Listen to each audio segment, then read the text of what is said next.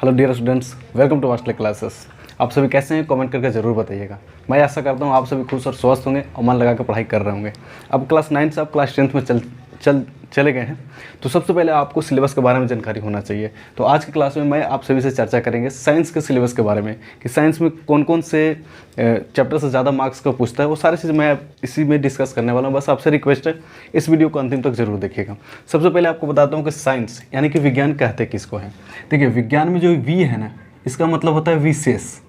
We मतलब होता है विशेष, यानी कि साइंस जो है आपको किसी भी पदार्थ के बारे में या किसी भी चीज़ों के बारे में विशेष जानकारी देता है, उसी को हम कहते हैं विज्ञान। यानी कि विज्ञान जो है, जो किसी भी चीज़ों के बारे में विशेष जानकारी देता है, उसे हम विज्ञान कहते हैं। तो शॉर्ट फॉर्म में याद रख सकते हैं सर, वी से हो गया विशेष और ज्ञान से मतलब हो गया जानकारी प्राप्त करना। ज्ञान से हो गया जानकारी प्राप्त करना। किसी भी चीज़ों के बारे में आप विशेष जानकारी प्राप्त कर रहे हैं तो विज्ञान ही ऐसा है जो आपको दे सकता है। जैसे पदार्थ के बारे में आपने पिछली क्लास में यानी क्लास 9th में पढ़े होंगे, तो पदार्थ के बारे में जो पढ़े, पदार्थ के छोटे छोटे कण होते हैं जिसे हम परमाणु कहते हैं।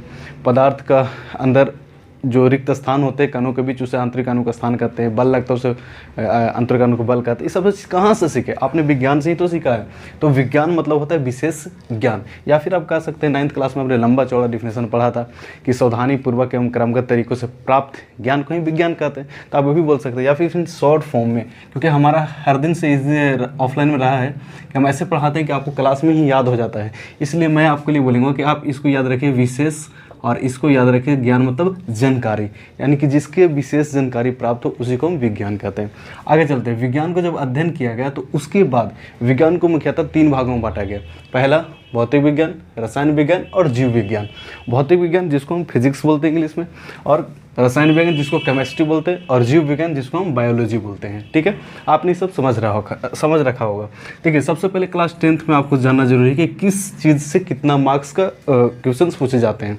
तो देखिए, सबसे ज़्यादा जो अभी लेटेस्ट पैटर्न हुआ 2023 में एग्जाम हुआ, उसके अकॉर्डिंग सबसे ज़्यादा फिजिक्स में क्वेश्चंस पूछे गए हैं। करीब इस बार 40 नंबर का, 40 मार्क्स का फिजिक्स से क्वेश्चंस पूछा था।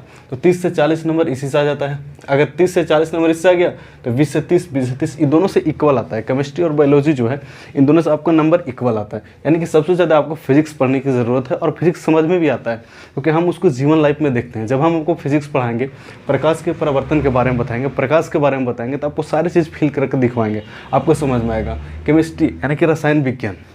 सबसे पहले बताते हैं भौतिक विज्ञान में क्या होता है।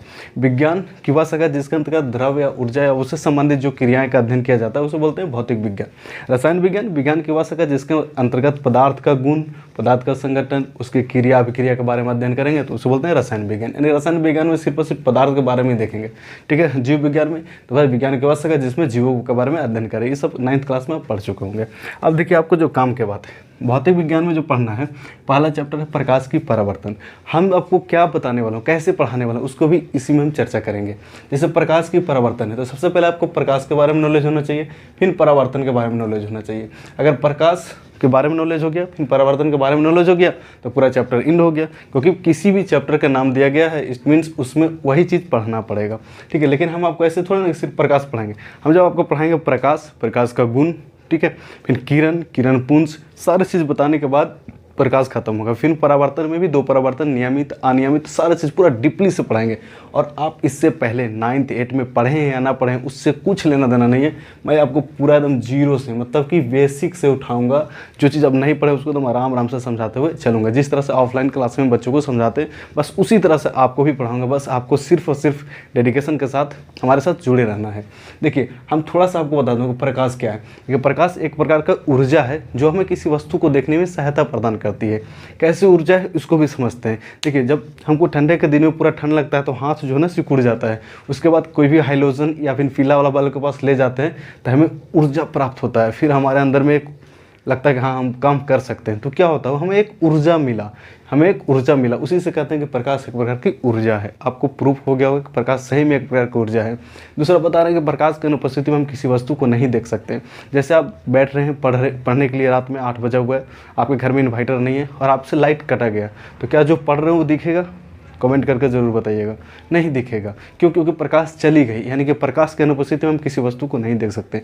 जितने भी टॉपिक इसमें है, प्रकाश के परावर्तन, प्रकाश का अपवर्तन, मानव नेत्र, विद्युत धारा के चुंबकीय प्रभाव, ऊर्जा का स्रोत, अभी प्रैक्टिकल है ना, आपको 6 चैप्टर पढ़ना है। इस सारे चैप्टर में जितने भी टॉपिक आएगा बहुत ही ईजी तरह से विद द ईजी कॉन्सेप्ट के साथ विजुअल कर करके आपको बता के फील करा के पढ़ाएंगे, ताकि आपको क्लास में ही याद हो जाएगा।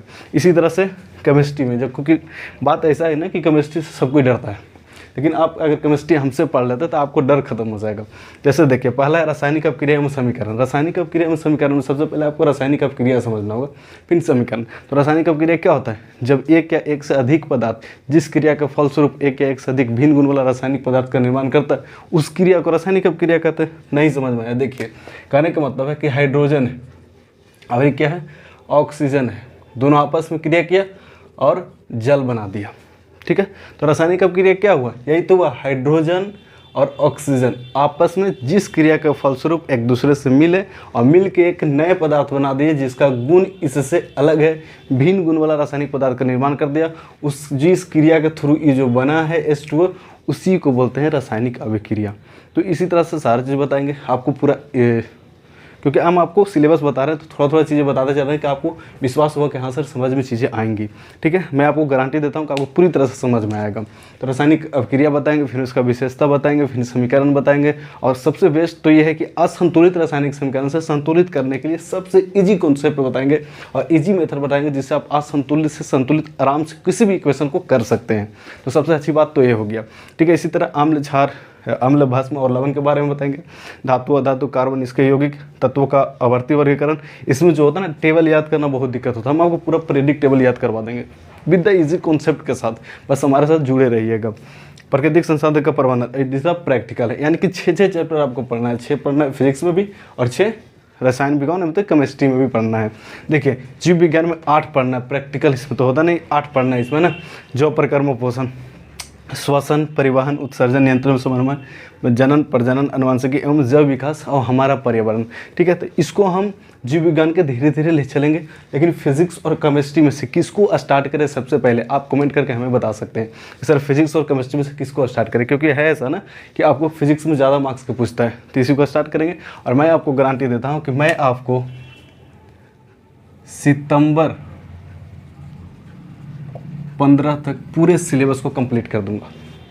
15 सितंबर तक पूरा इजी कॉन्सेप्ट के साथ न्यूमेरिकल बताते हुए पूरे साइंस का चीज़ें आपको समाप्त कर देगा। और जो बताने वाली बातें था कि हम आपको तो कैसे बताएंगे, वो सारी चीज़ बता दें। एक एक टॉपिक को, एक एक वर्ड को आपको क्लैरिफिकेशन करते हुए मैं आपको उसका मीनिंग समझाते हुए समझाऊंगा।